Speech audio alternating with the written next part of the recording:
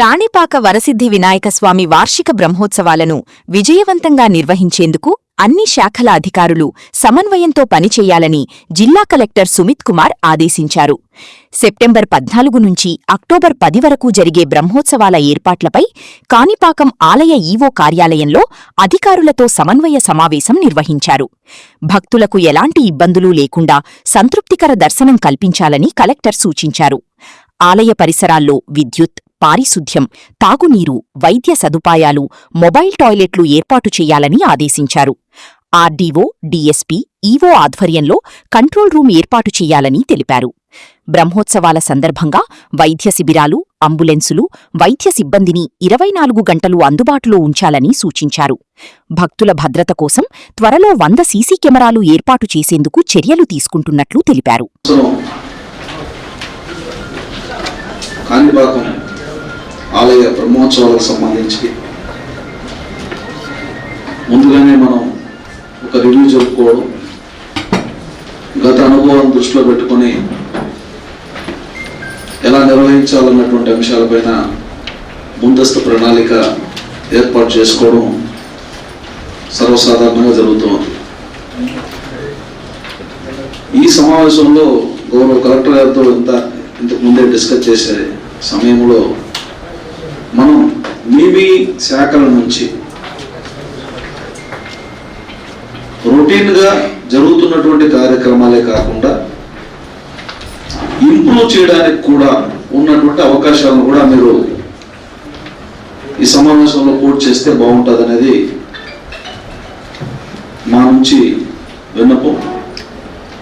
భక్తులు రావడం, సౌకర్యాలు కల్పించడం, ఆలయం అంటే ముందు వైదికమైనటువంటి కార్యక్రమాలు, తర్వాత సౌకర్యాలు, తర్వాత భద్రత, తర్వాత రవాణా, ఇతరత్ర అనేక అంశాలలో మీరు కూడా ఒక ఎగ్జిక్యూషన్ అథారిటీగానే కాకుండా ఒక భక్తుడుగాను, లేకపోతే మన సంబంధించినటువంటి భక్తులు వచ్చినప్పుడు కలిగే అసౌకర్యాలు కూడా ఏమైనా ఉంటే అలాంటి వాటిని రెక్టిఫై చేయడానికి, లేకపోతే కాలం మారుతోంది, మోడర్న్ అవుతున్నాం,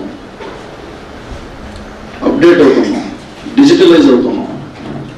సో డిజిటలైజ్డ్కి సంబంధించినటువంటి ఫెసిలిటీస్ కానీ ఇట్లాంటి విషయాల్లో కూడా ఫంక్షన్ ఉన్నప్పుడు కూడా, లోకల్ ఫెస్టివల్స్ ఉన్నప్పుడు కూడా ఎన్ని ఇష్యూస్ లేకుండా we are able to manage and provide proper facilities to the pilgrims. Ippudu for upcoming Brahmotsavam, from police department side we have already planned and we are prepared. Konni points unnai avi andar munde cheppalsinde. First last time kuda command and control set చేసాము 24/7. దాంట్లో ఒక instruction collector తరఫు నుండి ఇవ్వడం జరిగింది that కొన్ని important departments నుండి responsible officers ఉండాలి. సో చాలా మంది ఉన్నారు, but from few departments that response was not proper, so it is not a complaint, it is just to flag up that this time they should own up it more responsibility.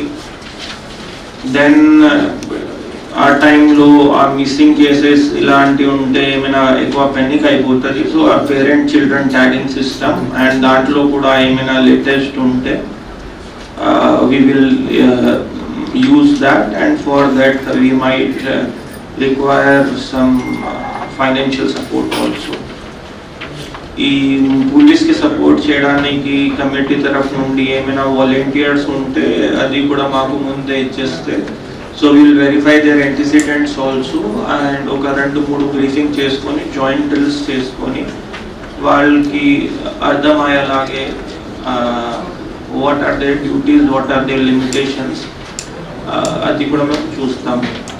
Then one request would be joint committee in multi-department joint committee who can survey in next 1-2 days ekada facilities required unnai logistic wise ga lekapothe emaina repair works or any other things, signages, anta parking kuda last time we had few issues.